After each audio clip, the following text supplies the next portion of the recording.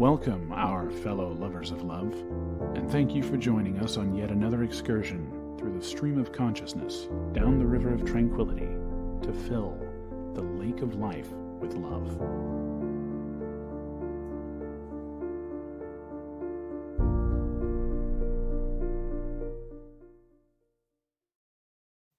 And good evening, our fellow lovers out there. We welcome back to another episode of Late Night Love. And oops, I'm on the wrong thing over here. And in this episode of Late Night Love, we're going to delve into the complex tapestry of human emotions as we ask, what is love? Then join us as we navigate some of life's challenges through the grief of losing a loved one, to the intricacies of family dynamics and the ethics of tipping culture. So that'll be an interesting one. So join us as we explore the depths of relationships, questioning the boundaries of forgiveness and the weight of responsibilities in love. And we also delve into parenting and workplace issues as always. But first, tonight, we want to remind you that you can always find us at love@latenightLove.us. And you can send us your questions, comments, etc. to love@latenightLove.us. And yeah, we're having some issues with Facebook tonight, so that's a funny thing. We're running real late. Yeah. They called us a scripted account, whatever the hell that means. So yeah, I don't know what Facebook's doing. So we may never be on Facebook again for all we know. Who the heck knows? All right. So what do we got? So we're talking about what is love tonight. So we're just going to start with that question. And love is an interesting concept, right? Well, I believe it's a verb. It's an action word. Well, I mean, let's think. We say we love your spouse. You love your parents. You love your children. You love your best friend. Some people love their works. Some people love hobbies. Some people love pizza. You know, we use love for all these various things, and yet we all know what we're talking about, essentially, in all the various situations. So it's very situational dependent. We know the difference between loving your children or loving your spouse and the difference between loving pizza or loving chocolate or, you know. So there's all these various aspects to love, but yet we use these things interchangeably. And, you know, it's a question of, is that right? Are we cheapening love by using it for... Well, we're not like the Greeks. We don't have 6 different words to describe different forms of love. But why not? We have words for everything else. Well, we don't. We just say love. I mean, we probably do have words for them. We just don't use them. We've got words for everything else. We can make them up if we wanted to. You know, every other word is made up. So we have agape. You say I love him, and that's a friend love. Yeah, I agape him. Yeah, but that's not English. Just saying. See, well, we could use the Greek terms. It's just this concept of love. We could do it in our house. We could start a trend. Yeah. Oh, yeah. Me trying to speak foreign languages. That'll go well. I think we've been down that path. Oh man. I don't know about going to a foreign country with you. That's what I'm saying. So, but anyway, back to love. You know, the differences in love is it's one of those things philosophers and musicians and artists and poets have been trying to decipher since the beginning of time. You know, what does love actually mean? What's the meaning of love? Where does it come from? It's not purely biological, right? It's not purely chemical. There's something else to it that can't be, I don't know, quite pointed at. Right? You can't quite put your finger on it. It's mysterious and elusive. Do you think it's because we knew each other in past lives? No. We already know each other.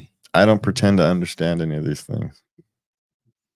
Trying to impose a solution onto it, I'm likely going to be wrong, so why bother? Well, it was just a conversation. No, it's just one of those things where I've personally decided that whatever I kind of come to the conclusion of is likely going to be wrong. It's simply based upon pure numbers and statistics, and I probably can't think of enough things to have a rational chance of getting it right. And so I'll just let it be a mystery. I'm okay with life's mysteries. I'm not one who needs to solve all of life's mysteries. Some of them are just better left unsolved. And kind of those underpinnings of love, just let it be a mystery. Enjoy its mystery. Frankly, I think that when we're talking about romantic love, you enjoy the mystery. There's no mystery to why you love your children, right? That's not a mystery. There's no mystery there. There's actually no mystery to why you might love pizza or football or whatever. Those things, those aren't mysteries. What about love of God? Well, that's not a mystery either. Now, I have heard something about this God gene thing. Some people have the propensity towards it, and others don't. Yeah, and but others don't. I'm skeptical that we can actually delve down and get it down to a gene. Now, a combination of genes, maybe, but I don't know. I wouldn't necessarily doubt it that there's propensities for a belief in something more in some people, and some people are predisposed to be skeptical of things like that. Why not? I mean, just think of how varied and the human species is. So why wouldn't that, as a survival instinct, we try as a survival technique, technique in quotes, because no one's sitting there thinking about it, but from an evolutionary perspective, you try it both ways and you see which one flourishes, and it happens that they work well together. They keep each other from going too far off the rails. One side keeps the others from losing their morality, and the other side keeps the other from losing their morality. Quite frankly, it's just you kind of keep each other from going too far in one direction, right? Even if you don't believe in God, the belief in God keeps you on a narrower path. It would theoretically, at least from a civilization standpoint, not an individual standpoint, it keeps you from going too far afield while still allowing for evolution. What gets me, even the disciples, they were like, no, we don't believe you raised from the dead. It's nice seeing you. We recognize you, but we want to see proof. We want to see the hallmarks where the nails went in. They wanted proof. Yeah. Why wouldn't you? Even they. So, yeah. But he lived with them and he told them, I will be back after 3 days. He told them this was going to happen, and they still couldn't believe it happened. Well, of course, it's past any human's experience, so of course you're going to be skeptical. Why wouldn't you be? Right? It's past a human rational experience, even though, frankly, it's not. People theoretically have come back from the dead a lot. We used to bury people in caskets accidentally because we thought they were dead, and they were just in a coma. It's happens more often than we think. There was a period of time in Europe, I forget where, that they had they would bury people and they'd have a bell, a string that they could pull if they woke up. It only has the bell would go off. It doesn't have to happen a lot. It only has to happen once for it to freak everybody out for 100 years, right? So it doesn't have to have been a common thing, but if it happens once, everybody in the area, right, they're never going to forget that. Yeah. And so everybody's going to be afraid of that. And so it only has to happen once. But anyway, back to the topic of love. It's it's something we all search for. And the hardest place to find love, it's in your own heart for yourself. It's easy to love other things. It's easy to love other people. It's hard to love yourself. But what about the saying that you can't love others until you love yourself? You can't effectively love others until you love yourself. You can Mm. actually love them, but you can't be as effective as you would like to be until you can love yourself. This is true. But you know why it's difficult to love yourself? It's because you know yourself. You know your flaws. You know your faults. You can't hide anything, so to speak. Yeah. And so that's why it's hard to love yourself. I used to be pretty good at hiding things from myself, especially like when you're a teenager, you're expert.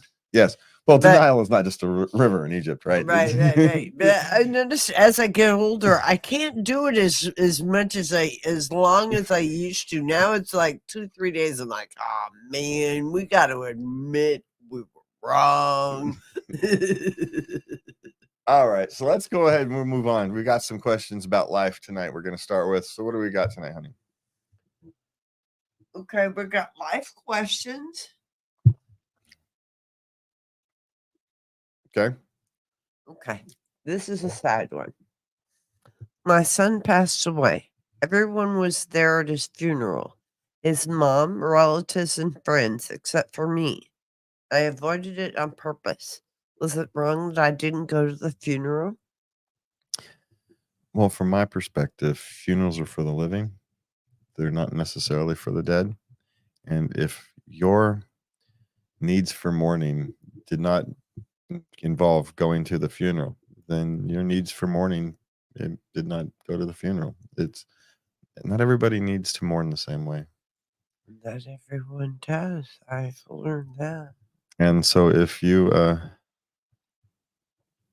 that's what you needed to do, if you couldn't handle the stress, the strain, the conversations, then you made the right choice for you. Other people may judge you for it, but you know what? You're going to have to understand that you did the right thing for you. And, it's not going to change the outcome of your son. So your son's going to love you eternally, whether you went to his funeral or not. Because what the important part is that you're missing him. Funerals are for the survivors to get together and hopefully find some solace in the company. And you didn't need that. You needed peace, silence. So that's what you did. So, no, you were not wrong. You did what you needed for you. Okay, what's next? If my mom didn't inform my biological father I existed for 17 years, does he have to pay back child support despite it being her responsibility to tell him I was his son? Well, this is one of those things. Generally speaking, no, because child support's really only issued if you're once you have the order to issue child support. And so if there was never an order because she never went to anybody and tried to get one. Now there might be a caveat there. If she got state support for something, some state may try to go after him. And then I suppose he could re-sue her for the money because of fraud. And then it becomes a big whole ugly mess. And so at this point, I would just hope everybody is adults enough to move on. And because that's just a whole ball of pain. It is. And it's best for everybody that it doesn't get any worse. I mean, the tangled webs we weave. And the legalities are going to depend state by state, maybe even jurisdiction by jurisdiction. It really would depend on. Yeah. So, but the It morality, varies. but the morality is clear, and that's what we'll deal with on this one. Is the morality is, it's very difficult to hide something for 17 years and then say you should have been supporting it. Wasn't given the opportunity. And so, regardless of what the law is, it's your mother was in the wrong. And why would you go back for back child support at this point? So, anyway, What's next? When I don't get a tip on the signature check, I go back and tell them that they have to put a 0 to embarrass them and force them to tip me. Am I in the wrong? Gee, I wonder why you don't get tips very often, or why you have no tips at a high. You're probably not the world's friendliest. It's kind of my guess. You're a bit of an abrasive waitress, and it's probably the reason you have people not giving you tips. But I'll tell you this: when I used to work for tips, the way I dealt with this, I didn't worry about it, because the people who didn't tip were going to be well outmatched by the people who over tipped. And I'm going to assume that the people who don't tip didn't tip for a reason. Either I did something wrong, or they were scraping by and they, used my service as a last ditch thing. Or, I'm always going to assume that there's a reason for it. Not that, and you know what? If the reason is they're a jerk, then the reason is they're a jerk. You know what? Those three nice people who gave you an extra $5-10 each, that they, over the normal tip, those well more than make up for it. But you don't pay attention to those, do you? You just pocket those and go about your day. And so, maybe you think about those more often than you think about than the ones who don't give you a tip. Think about balancing your perspective a little bit. And if you're getting stiff for tips quite often, it's time to look in the mirror. If you work in the service industry, just saying, tips are often a reflection of the service people get. So if you're often getting no tips, it's you. Just saying. Been there, done that. I know what I'm talking about. Change your attitude. Yeah. Okay. What's next? Why will no lawyer take my wrongful termination case? I have lots of proof and it's a big corporation. You're probably because you don't have a case. Yeah. Most lawyers, if there's a snowball's chance in Hades, they'll take it. Yeah. It just means you don't have a case. What you think is a case isn't really a case. Ultimately, they had the right to fire you. And you're just not going to get it. You're better off just moving on. Save yourself the time, money, and hassle, and just move on. I've never understood, essentially why you'd want to work with people at some place that doesn't want you working there. I get if you're a whistleblower or something like that, then it becomes a different issue, But as a general rule of thumb, if they don't want you working there, you don't want to be working there anyway. So, okay, on to relationships.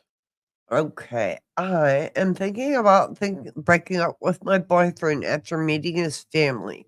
I can't tell if I'm being over dramatic. Okay, she has social anxiety, and they had been dating for a couple months. Okay, things started getting serious, and he invited her over he said, meet my parents at my dad's birthday. So she thought it was going to be the parents and his sister. Okay, the other sibling. It turned out it was the extended family of like 40 people. And she has social anxiety. Okay, I will have to say she's a little young. She's 21. And it was all she could do not to run screaming into the night, Yeah. But she managed to get through it. But she doesn't see how she doesn't want to do it again. Well, okay, there's a couple points to this. A, she probably is being over dramatic based upon her social anxiety, right? There was a miscommunication. She should have been clear about finding out how many people were there.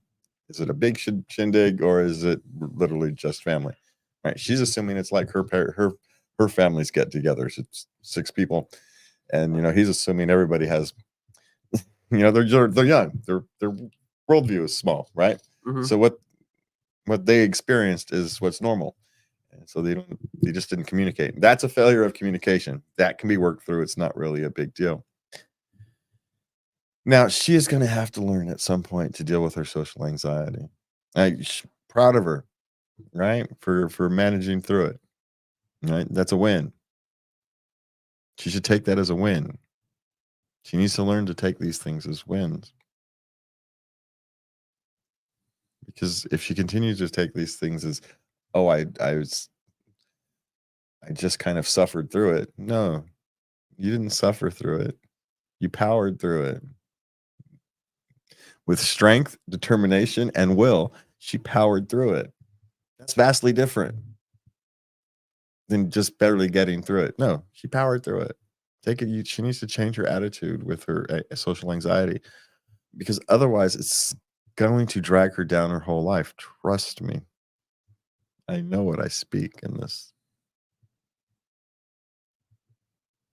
And so, and it's hard at 21.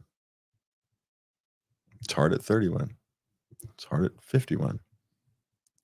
But it never gets easier, but you do get better at it.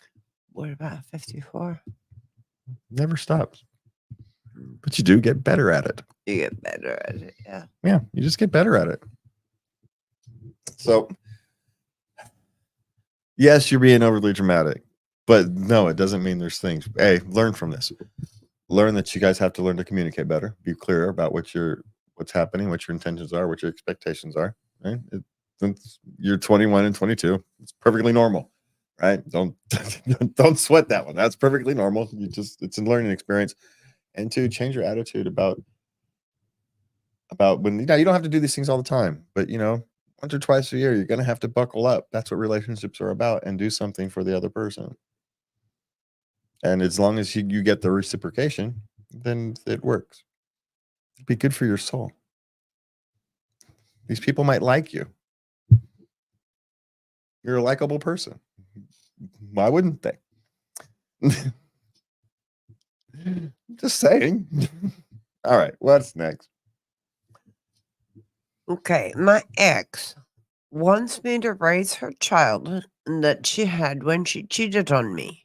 Her friends won't leave me alone. What should I do?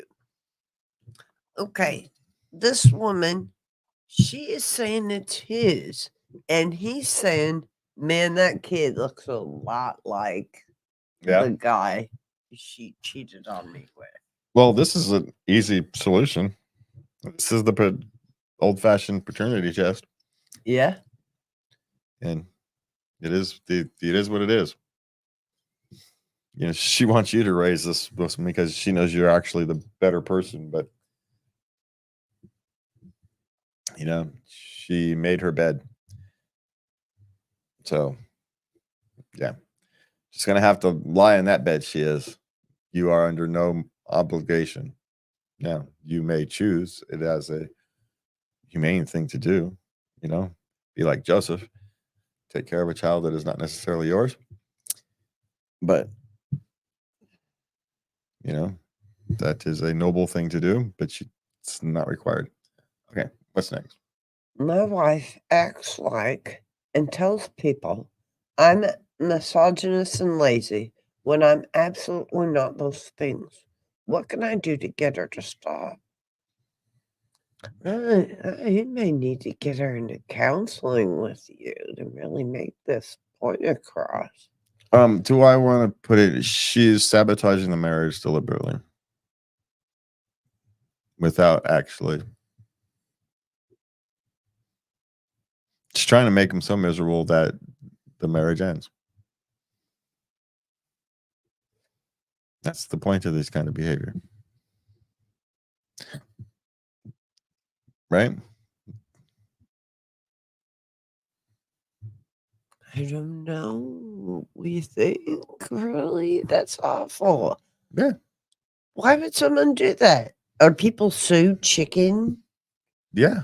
That they won't say, this isn't really working for me anymore? Have you met humanity? Come on.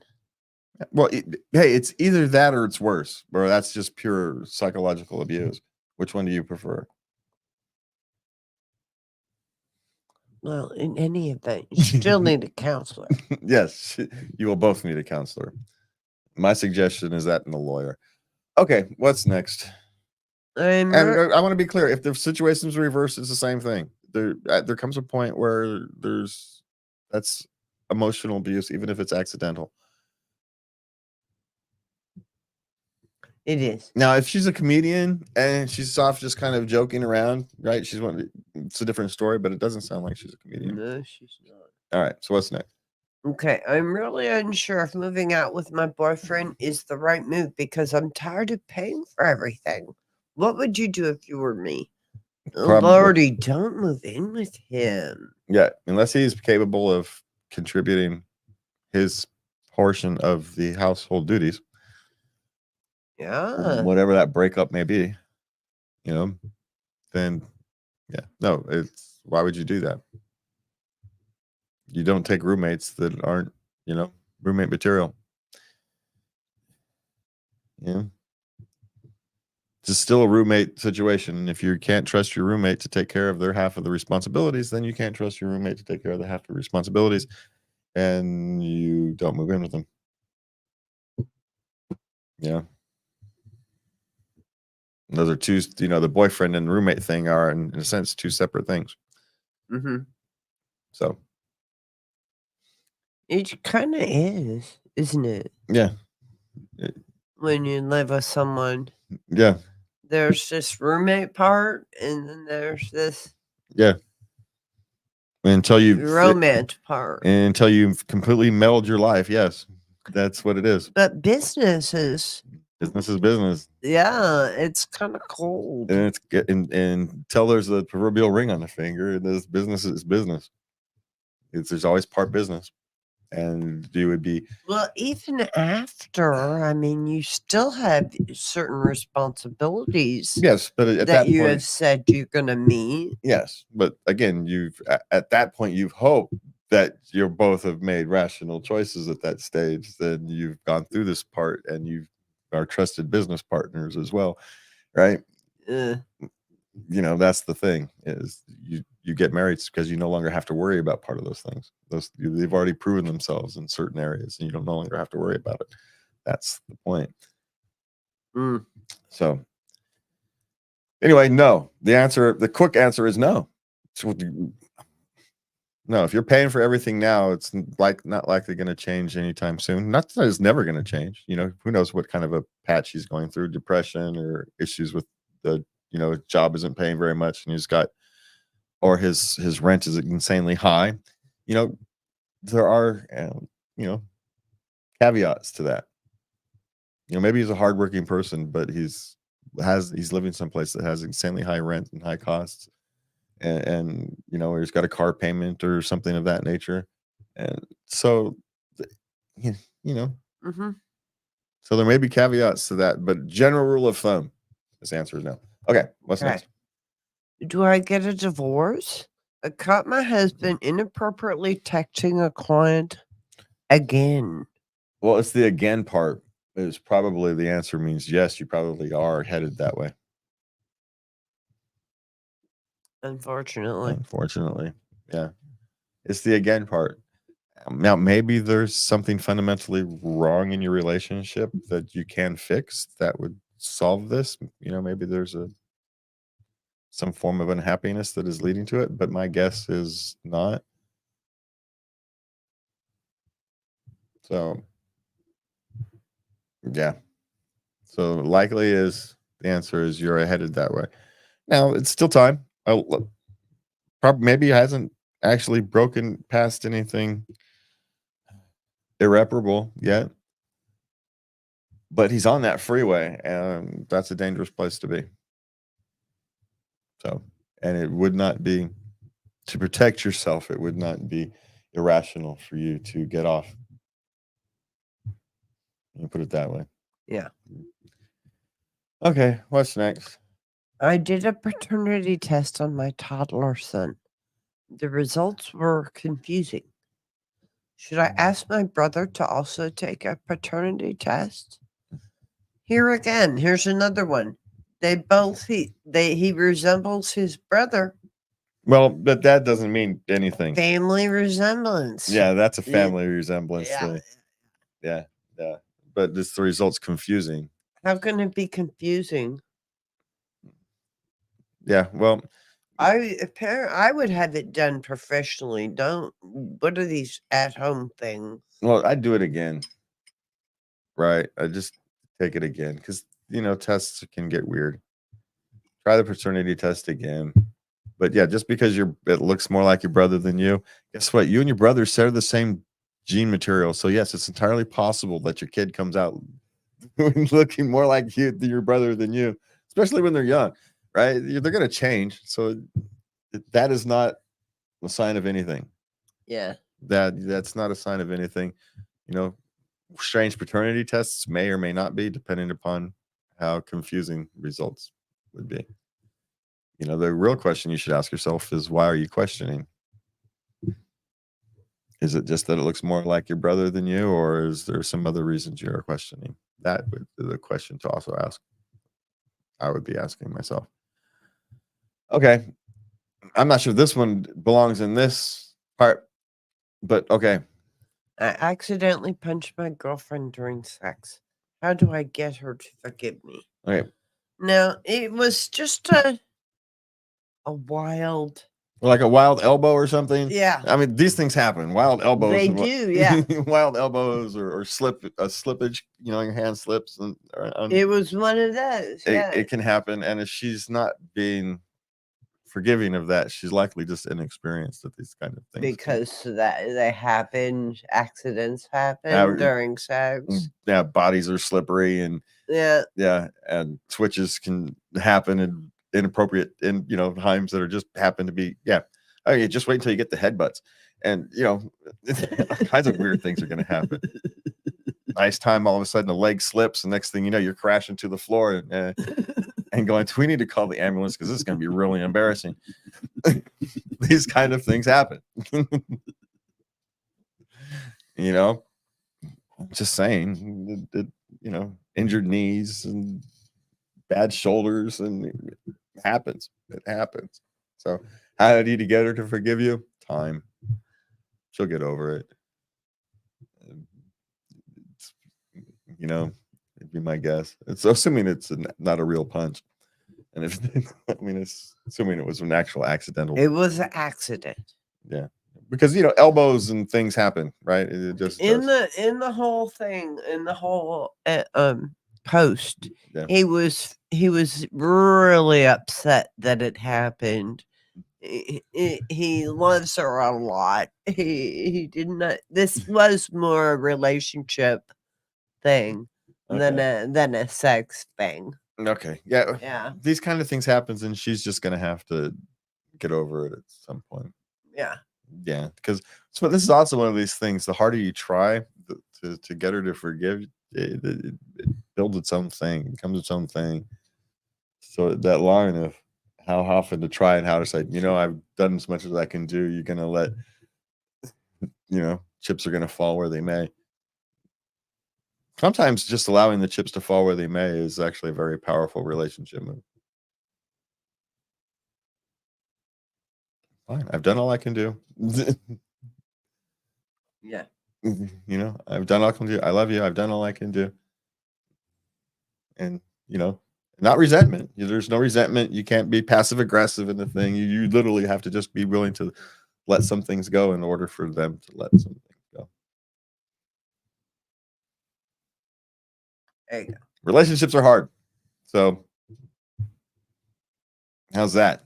This is one of the hard things about relationships. They're hard. They are. Yeah. Okay, what's next? Parenting questions. Yes. Okay, husband won't work while I'm pregnant. Okay, we sure this is a parenting question? She has a very high risk pregnancy. And he's staying home taking care of the toddler. Okay. And apparently financially they can do this. Okay. Because he wants to go off on the family vacation. Okay. To the beach. Yeah. So what's her complaint? She doesn't understand why he gets to go to the beach. Well, because the other 4-year-old can go to the beach too, right? Yeah. Yeah. It's the family vacation. Why can't he go to the beach? I'm confused on what the question is. Well, she feels she shouldn't be able to go to the beach. So she's feeling a little resentful that he's having this quality family time and not working while she's kind of having to She's on bed rest. bed rest. Yeah.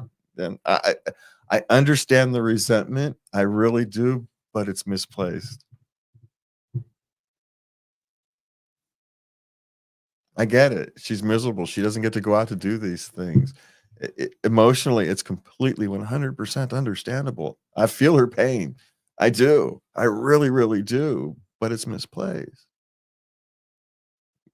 Why wouldn't you want your husband and children to go out and have a summer and their vacations? You don't want your child to miss out on things just because you have to. Here you have a husband who's sacrificing his career, sacrificing his treasure so he can take care of you and the child, and she's complaining. And I get the emotion. She's holed up in bed. I get the emotion. I get it. I really do. But you have to step back from the emotion and look at this logically, and she is one of the luckiest women around.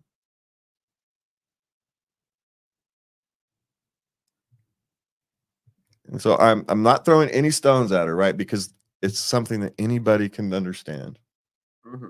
You're stuck in bed and your family's out having a vacation and having a good time. But why wouldn't you want them to? Really think about that. Why wouldn't you want them to? Why would you want them to have to sit around and be holed up like you are? Look, it's only for a few more months. And then you'll have this wonderful new thing. So you got this. You're okay. Almost done. Almost there. Okay. Parents, how do you take a real vacation without 100 times more stress? This is easy. Minimize expectations. That's it. That's all you got to do.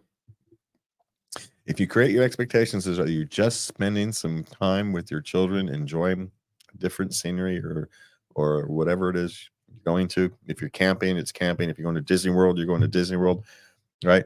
And if you stop all the other goals and your only goal is to spend some time enjoying your family together, you will have a good vacation. If you set up this big itinerary and all these things you're expecting to hit, and you have this big itinerary, you know, and something goes wrong and you miss something, you're going to feel like you've missed out. So don't set yourself up to miss out on things. What you're here for is to enjoy time with your family. That's it. Anything past that is a bonus. And that will relieve your stress. There you go. Okay, and if you're one of those people who are overly planning, that's going to be very difficult. But I don't know anything about that. But what you do is, the thing is, you still plan. I do. You can still plan it. You just leave wide gaps. Oh, my planning for our vacation in Hawaii and my planning with a 6-year-old in Oregon for my birthday was very different. Yeah. Just your planning needs to be very loose. Exactly. It's what it needs to be. You can still plan, just be very, very loose. Kind of hazy. Yeah. Okay. What's a corrective term you use in your term that other parents would find funny? Well, what I used to tell, I started them early, but because this really paid off when they were teenagers, they would goof around, ha ha ha. I'm not gonna clean, ha ha ha. I'm so lazy, ha ha ha. Oh yes, you are. You're just lay there like a white rat. Look at you, come on, time to get going. Oh, I can't. I need to have a headache. I need a wet washcloth, come on, let's go. I'm cereal. I would say I'm cereal. And then they would knew that's it. I'm done. No, well, I had all kinds of dadisms, right? Yeah. Hey, Dad, I want. It's good to want things. It's good to one thing, builds character when you don't get it. But I don't know. I don't have a corrective term, essentially, that others would necessarily find funny. I mean, I would throw pennies at my children from across the house. Interesting about pennies: if you throw at them, you'll never hit them. That's the one thing you learned. You never hit what you're thrown at. So, but anyway, so if you throw it at them and hit the wall, which is really the point, is they're playing video games, they're getting too loud, and you want to get their attention without yelling, right? And so you think the penny, and the penny bounces on the wall in front of them, and then you realize that I'm sending the signal that they're being too loud. But the one thing that my family did that was actually that other parents might find humorous is at some point we were having a discussion about symbols and how they can different people can mean different things. And so in my house, we decided that the middle finger meant hello, I love you. And so inside the house, we flip each other off all the time. And kids found it hilarious when they were teenagers. So, but so these are these things that, some of these things you can do we were just explaining how different symbols can mean different things. Yeah. And it was a good example, and it just kind of stuck for a little while anyway. Okay. What's next? Is my child going to hate me if I don't pretend I like their septum ring? Well, they're going to hate you regardless, so yeah, it's fine. I don't think lying to your children about these things is good. You can say, hey, you can do what you want, but personally, I think it's stupid. And a perfectly reasonable response, especially if your child is used to hearing the truth from you like that. The child isn't used to hearing the truth from you like that, well, then you may have a different issue. But I don't particularly care for it. It may be another way to put that. It's dumb to have a bar in your face. Then how's that? Yeah. I didn't pull any punches with my children, but like when my daughter gets her tattoos, I tell her, well, I don't know why you don't put a bumper sticker on a Ferrari. So, heck, I don't even put a bumper sticker on a Kia. So, anyway. All right, what's next? Help. Do I cancel the holiday because of 8-year-old behavior? Okay. They're waiting for an ADHD diagnosis. They've had the testing done. Okay. And they planned a trip to Euro Disney. Okay. In Paris. Yeah. And the kid, he went on a rampage, calling them names. He thrashed his room. He just went off the hook.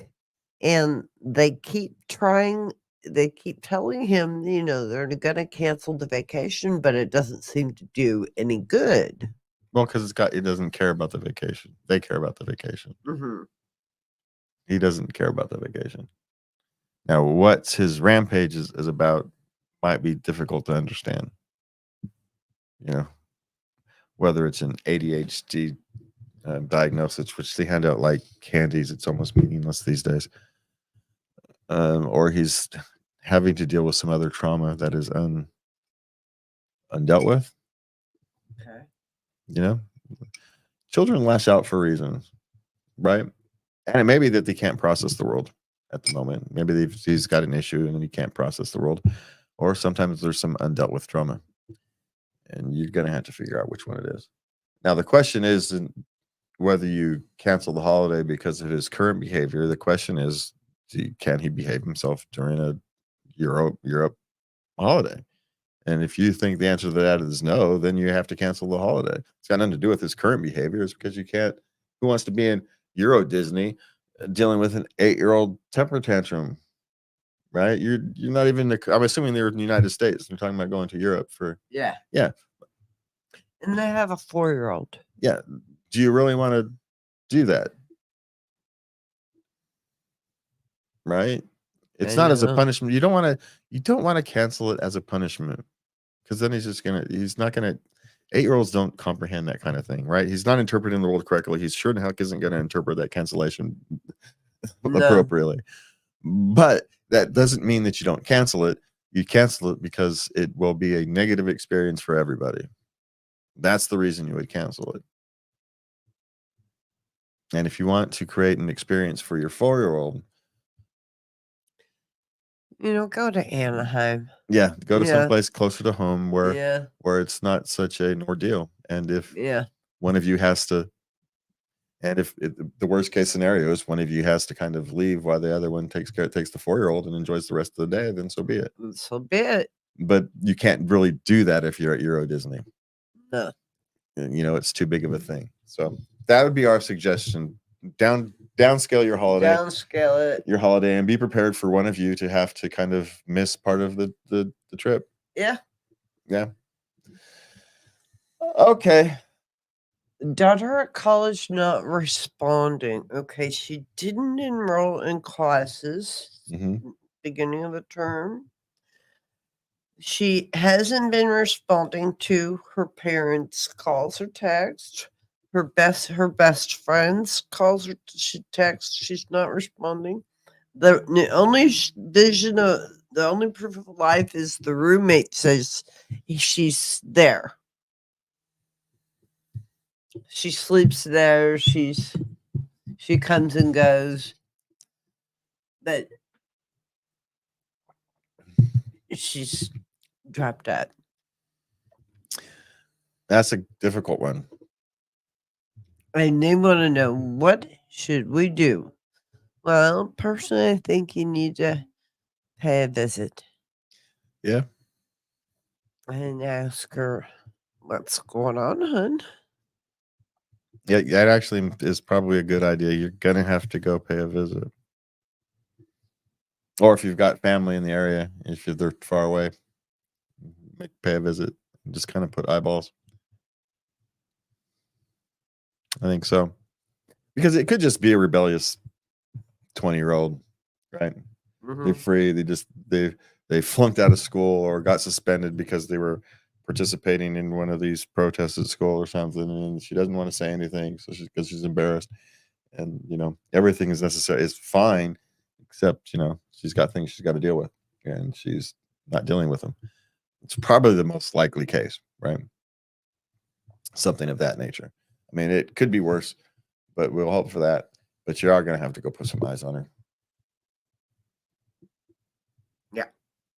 Yep. Or be prepared to let sleeping dogs lie until she decides to come back. Until she decides to surface. Yep. Okay. Yeah, I suppose you could call the local police and ask for a wellness check. Welfare check.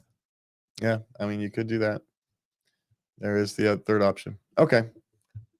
How to deal with a kid saying they don't take baths. Okay, at school, 7 years old, he told us they were talking about baths in school.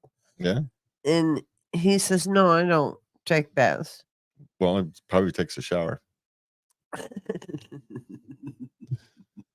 But you would know if this child was never washed, right? He wouldn't need to tell you. You'd be able to look at him. You walk around with a walking pig pen, right? Literally. And so he takes a shower. He doesn't take baths. He takes showers. Maybe because his family only has a shower. Maybe their bath, maybe they just don't use a bathtub. It's not that uncommon. Yeah. Especially if you live in a small apartment. Well, some people in their cultures even, that sitting in bathwater is just all you're doing is sitting in dirty water. Yeah. Yeah. Some of them believe that. Yeah. So you're not clean. Yeah. So it doesn't take a bath. It takes a shower. So what? You leave it alone. Yeah. Frankly, it's none of your business. Right? Unless he's a walking pig pen, but you would have known, right? So, all right. On to some work questions. All right. My boss keeps bugging me to arrive earlier, but I'm always 3 to 5 minutes early, and I always sign in on time to start work. Sign in settling takes 2 minutes. What exactly do they want from me? I'm never late. Okay, here's what you tell them. I'll come in earlier as soon as you start paying me to come in earlier. And they'll leave you alone. Works every time. Ooh. you want me here earlier? And you're gonna have to pay me to be here earlier. And he says, you want me to start my shift earlier? Fine, I'll start my shift earlier. I'm only here for the time you pay me. It's just so yeah, we're gonna talk about some other things later so it's likely just a bad boss, and you either learn to ignore it or you stand up for yourself and tell them you'll come earlier when they pay you, and that one generally works. And if it doesn't work, then it's not a place you want to work for anyway, and start looking for a different place to work. There you go. All right, what's next? How to gracefully turn down a counter offer by leaving a company. They had so many chances to give him a raise, and they kept saying, "Oh, we'll look into it," or later. Just And say this no. went on for years. So now he got hired someplace else, but he's being conscientious and giving them a 2-week notice. Yeah, you just say no. You just gracefully say, I appreciate the offer, but no, thank you. That's it. It's not a complicated thing. You just say, I appreciate the offer, but no, thank you. Right? Go out gracefully. There's no reason to burn bridges, but there's no reason to. There's also no reason to play nice, right? Just be professional. I appreciate the offer, but no, thank you. Yeah, keep it short and sweet. You don't need an explanation. You don't owe them one. It's just time for me to move on. Okay, what's next? How long to stick it out in a job you don't like, to not ruin your resume? Okay, this job hopping thing is no longer an issue. So if the job if it's negative to your mental health and you have another job lined up, or you think you can get another job relatively easily, and you just move on. Because most employers nowadays care about skills. So whether you worked at a place, they don't care whether you worked at a place 6 months or 6 years anymore. They just don't. The long-term loyalty is dead, and it's dead both ways, and that's a good thing, frankly. That concept of where you go and work at one place for your career, it was always a phony goal. Just think of it. How many businesses are actually profitable for 50 years? Sure. So, it's a false goal. So don't worry too much about it. If the job doesn't suit you, then quitting actually is best for you and the job. You're wasting your time there. Don't waste your time. Go off to someplace that it's not a waste of your time. So, and change your resume to a skills-based resume, and it doesn't matter about those kind of things. Okay, what's next? My superior is delegating more and more of our tasks to me. Yes, that's what her job is. As you can take the tasks, her job is to delegate them to people who can. Sorry, that's what their job is. Because guess what, Buttercup? She gets more tasks too. Yeah. As tasks come off her desk, it's not like her desk is getting emptier. That's not how it works. That's not how it works. She's just making room for other stuff. Yeah. Yeah. And it's the way of the world. As you become more competent, you end up with more important work. And the trick is you get to a point where you need to be able to delegate some of your other less important tasks to somebody else. You have to have a conversation with your superior for that, right? Hey, look, I'd love to be able to do all this, but I can't if I can't get some of this other stuff off my desk, this less meaningful stuff off my desk to an intern or somebody farther on down the chain. Right? If you need to have that discussion, then you have that discussion. But as long as you can handle the workload, that's what you're paid to. That's what you're paid to do. Yeah. In one sense, you're competent. Congratulations. You're a highly competent professional. Congratulations. Yay. That's how I'd look at that one. Okay, what's next? Hostile and toxic employee. Should I give up on the company? Okay, there is a guy, he yells. Uh-huh. He gossips, Uh-huh. and he is drinking buddies with the production manager, Okay. so he doesn't get fired. Well, you can look for another job. I mean, because you could actually say that's a kind of failure in management, or it could just be a blind spot in upper management. So there's no simple.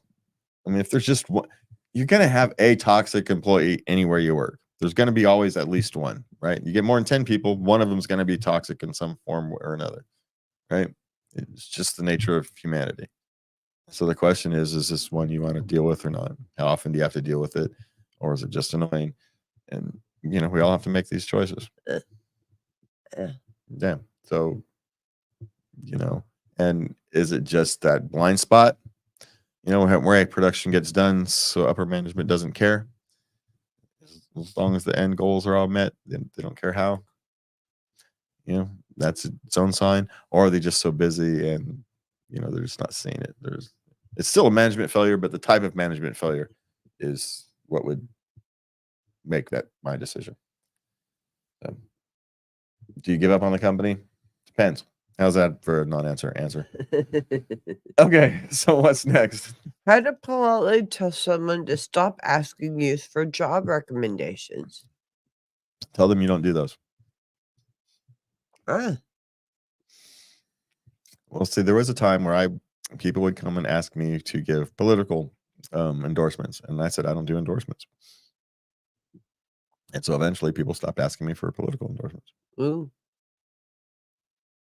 So you just say I don't do those. If they ask you why, you say it's a reputation thing. Yeah. I have to protect my reputation. It's not personal, it's just a policy. And I have that policy, so it's not personal. I just never do it. So it's never personal. And of course, you have to follow that up. You have to never do it. But it actually makes your life a lot easier if you want to do it that way. If not, hand out job recommendations to people who need it.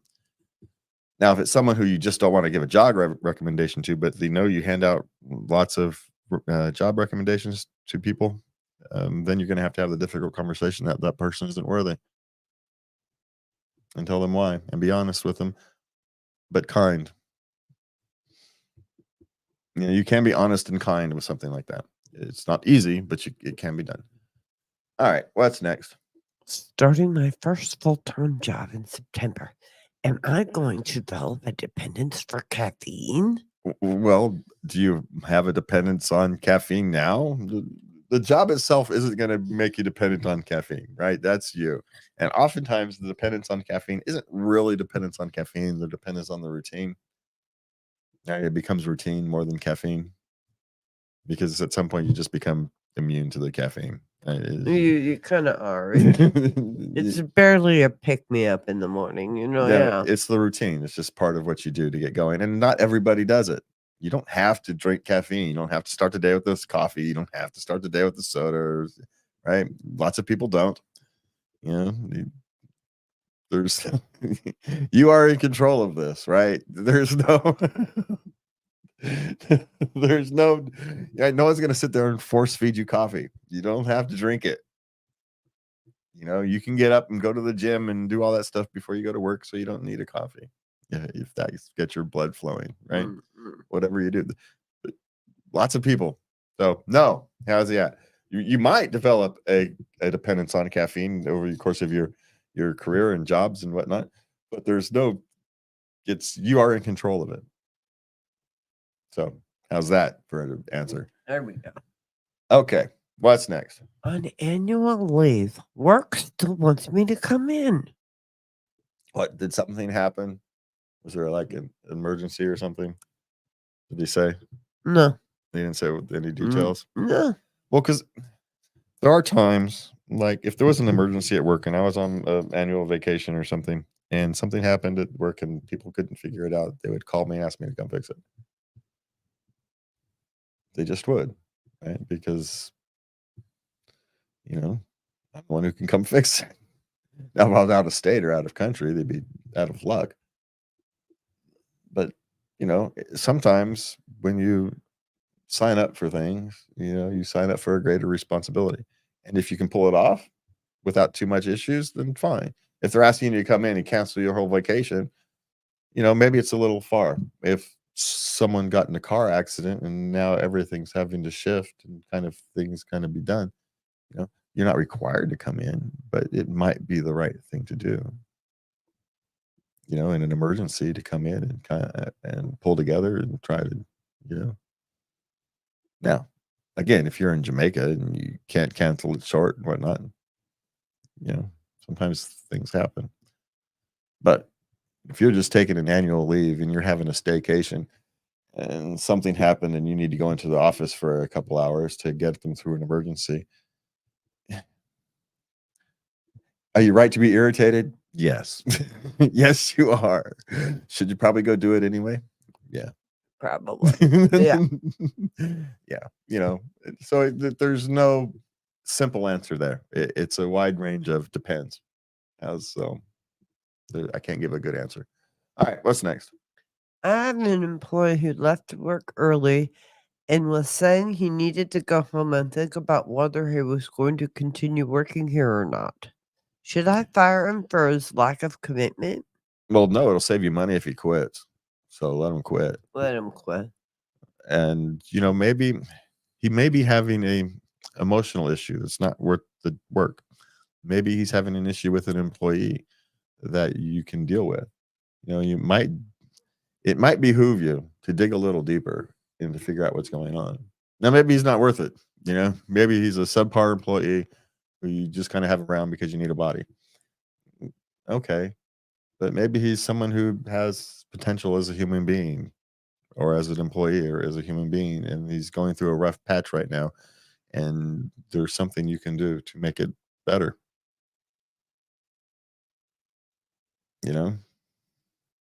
Maybe it's got nothing to do with the job. Maybe he's going through a tough relationship period and his dog passed away and his grandmother's sick with cancer and he just can't take the stress at the moment. You're going to fire somebody for that? No, you're going to give them a few days off. Dude, go take some time off. Relax. Matter of fact, I'll pay you for one of them. just take a minute. So there's different answers. Do a little digging before I to anything. Do a little bit of digging. And, I also want to point out, don't ask someone to be more committed to the job than you are to them as a human being. It's wrong to expect that.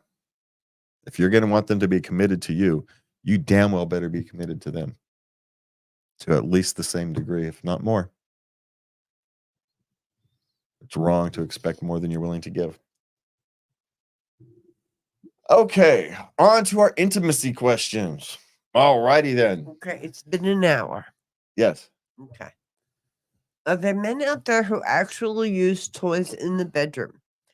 Well, it's been my experience that the one who had access, he worked in the warehouse of a porn shop, a chain of porn shops, and he worked in their warehouse.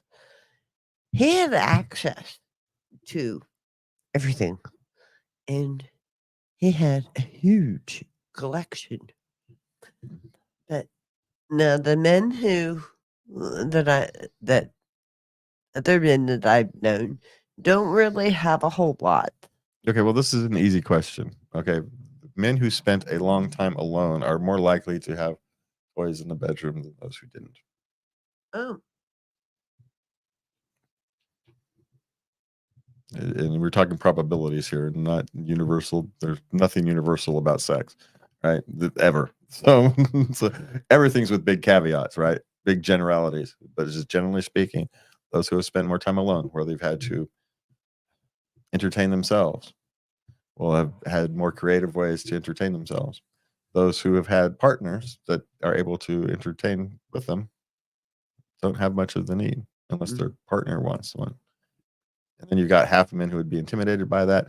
So it's just nature, right? It's human nature, right? You can't compete with and some people can't deal with that.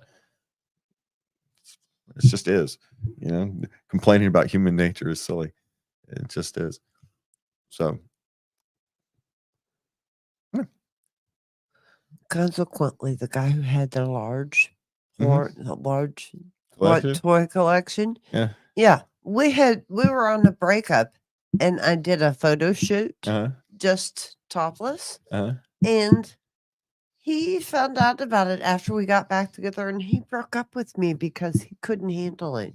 Yeah. Well, inexperience, oddly enough. Yeah. Working in a porn shop is not good for attracting women. Just saying. So I don't understand why he wasn't more forgiving.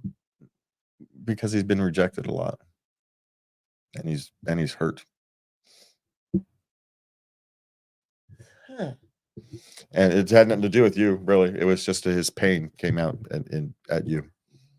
It really wasn't about you. It was about previous pain. Oh. Rejection answers a lot. Men have to put up with a lot of rejection, and women don't actually understand how much we have to put up with. Okay. No, I don't. And it for some can't take it, and it distorts their perspective on the world. Oh. Yeah. And especially if you're working in a porn shop and you get you're gonna get all things are gonna come out sideways. So He had other little picadillos. without a doubt. Without a doubt. Okay, what's next?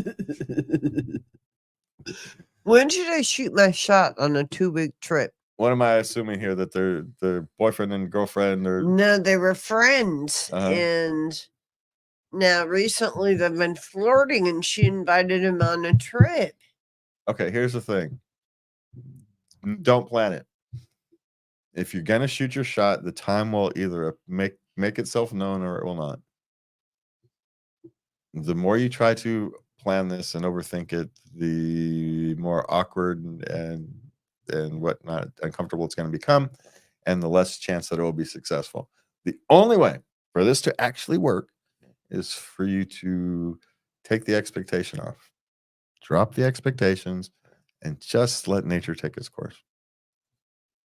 Just be your genuine, playful self, and nature will take its course. People have been doing this for hundreds of thousands of years. But he wants a solid. Yeah, we're back to that rejection thing. He doesn't want to risk being rejected, and I get it. But your biggest chance of success is by letting go. Just be yourself. Continue on the flirty behavior. She will. Now, this is the hard part. She will give you signs, and you're gonna have to be paying attention because many of us miss the signs. Right? That's our biggest thing. Is you're gonna miss the sign that says off ramp open, and you're gonna miss it. And yeah, the early 20s. Yeah. So your danger here is missing the signs, right? So that's the thing you actually want to consider is there'll be signs if she's open to it or not. And if you miss those signs, she's going to feel rejected. So, yeah. Pay attention to the signs. Look for signage, my friend. Look for signage. There's my suggestion. Take off the expectations because expectations are not sexy, but pay attention for signage. How's that? Isn't that pretty good? There you go. Yeah, I think that works. Okay, what's next? How do you come to terms with your nudes being out of your control once you post them? Well, you have to come to terms before you post them. That's something you need to come to terms with before you take them, frankly, but definitely before you post them anywhere. Because once they're out the cage, man, they're out the cage. You can't close Pandora's box. You just have to let it go. And you can also realize that you put himself out on the internet with a bazillion other nudes, and no one really cares. So one of the best places to hide is in plain sight. So as long as you don't go pointing them out, then no one's going to know. Right? Well, the likelihood is actually relatively small. So, but that's a decision you should have made before you posted them, not after. So, yeah. You can't close the barn after the horse is out. So, how do you come to terms with it? Just come to terms with it. That's it. There's no secret to it. It's just called acceptance. Okay. Do I just accept subpar oral sex? Okay, this guy is wonderful. Mhm. He's the greatest. He's the best boyfriend. Mm-hmm. Helps do chores, brings her little presents, Okay. listens to her feelings. Yeah. He's nothing more you could ask for. Yeah. Really. And he's a good lover otherwise. Okay. But oral sex, he's just really not So I'm assuming she's tried some, and he just, doing it. for whatever reason, he's not talented there, right? She's tried some instruction, and he's just not talented there. Right. Well, and let's be clear, some women are hard down there, quite frankly. Harder to dial in. Yeah, some women are harder to dial in down there. But here's the thing. Is that really what you want to give up everything else for? Is that really going to be your line? Really? You want to go St. Peter at the gate and say, yeah, I got divorced because really? Is that really something you're going to be proud of? But I had this great relationship that fulfilled 999 out of 1,000 things on my checklist. But he can't satisfy me with his tongue, so I'm going to say no. But he's a good lover otherwise. Somehow I'm thinking maybe you should accept some faults. And as you get older, these things will become... They really don't matter. And these things that seem really important now become less... Not they become not important. Just become less important. These other things that you have become far, far, far more important as you become older. Definitely, because you realize how freaking rare it is. So my suggestion is to be thankful for everything else and find some other ways to satisfy yourself. Maybe he won't mind you bringing in your little friend to help you over the edge. Say hello to my little friend. Maybe show him how to use your little friend to help you over the edge. There you go. So it would be, for me, I would be embarrassed to have to tell myself that's why I ended a relationship. I would be embarrassed to tell myself that. Not even tell anybody else that, but to tell myself that. You really want to go to a lawyer and say, yeah, just think about that. Just think about it for a minute. Really? Everything else is a checkbox. That's the thing that you're going to question. I would have to spend some time in my mirror examining my priorities. But okay. What's next? Okay, I'm going to do these a little out of order because I want to end them differently. Okay. I inadvertently said the worst thing I could have said to my new girlfriend during the first time we had sex. Okay, he lost his erection, which he has been having issues with. He's actually in counseling for. And it happened, and he told her this is the first time it ever happened. Well, how is that the worst thing you could have said? He lied. Yeah, but that's not a kind of that's one of those things you do out of the embarrassment of the moment. That's not a lie. That's just one of those things that's an embarrassment out of the moment. It's not the worst thing you could have done. It's very human, right? It really because you're afraid. It really is. Again, want to go back to this fear of rejection thing, right? That's where that comes from, right? It's the fear of rejection. I don't want her to know that this is a thing, so I'm going to say it's the first time it's ever happened, because she's going to reject me if she thinks I'm sexually flawed. Again, back to the last topic. Yeah, here's another one where he's like, I really love her, Yeah, so I don't know. The only way to fix it, if you really need to, is just to sit there and have a discussion with it, and you will find out what type of relationship you're going to have. Mm-hmm. You know, no, it's not the worst thing you could have done, right? There's far, far worse things you could have said to your new girlfriend. And that's the first time that's happened. All right, let's get past that. Okay. You know, being dishonest, but we get it. It's a moment of emotional fragility. So it is what it is. And you just have it that way. You just have that discussion. And you just tell her there's a moment of emotional fragility. You're afraid of being rejected. She'll accept it. If she's worth having, she'll accept it. Yeah. Because she will understand. Because I'll guarantee you, even though she's 25, he's 29, she's experienced this type of thing before. Yeah. Even if it's not related to sex, she's experienced that emotion before, where she has not said the truth out of fear of rejection from her peer group or something. Yeah. It's very common. All right, last question for the night. How do I focus on just sex? He's got his mind wanders to the football game that he watched, work, things going on with the kids, the car, his parents, wanting things from him, it's just. What is that, an ADHD brain popping in, isn't it? Yeah. Yeah. Hey. And he feels like he's missing out on pleasure. Well, you might be. The only real way to do that, I suppose, is to deal with your brain separately, right? Because that's my guess is this is not a problem only during sex. This is likely a problem that happens anytime he's trying to concentrate. His brain is distracting him with things. Mm. And so you're going to have to deal with that overall is the answer. And I may be talking about going and getting a diagnosis, whether it's ADHD or something else. That's what you're going to have to deal with. This is deeper than a sex issue. Be my guess.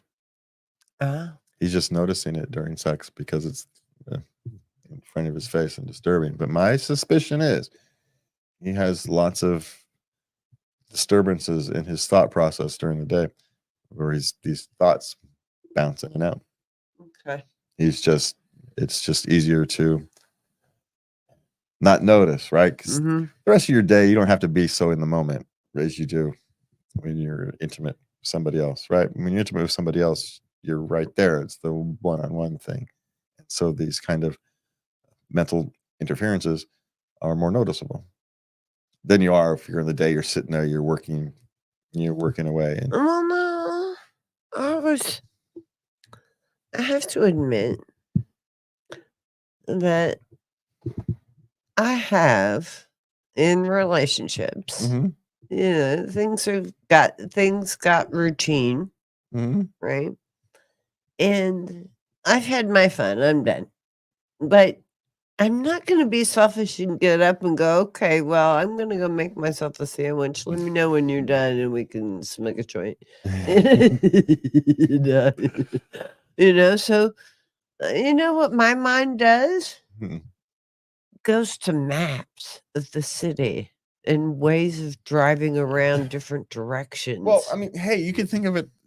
There's another thing. Men often use techniques of thinking about other things so they can last longer. They think about the baseball game or so they don't finish too quickly. So there, think of it as a positive. It's a plus. Well, probably not, but you could think of it that way. Just say it. It's probably distracting as heck. I get it, but it is distracting. And my guess, the women and men experience is different. I was yeah, but still, that women do get distracted too. Yeah, well, humans get distracted. We get distracted in everything else we do. Why would we think sex would be any different? Why would we? Yeah, it's no different than any other activity. Sometimes we get, sometimes our minds are elsewhere. You know, our mind wants to work on other things, and then really, and at times when we would want it to be doing something else. It happens all the time. Yeah. So it is what it is. All right, we're out of here for the night. We want to thank you for joining us. We will see you next week, maybe if Facebook lets us back in, because that was interesting as we dealt with that. We're locked out of Facebook for the moment because we're apparently a scripted account or something silly. Anyway, we'll talk to you next week. Please remember to love everybody and have a good night.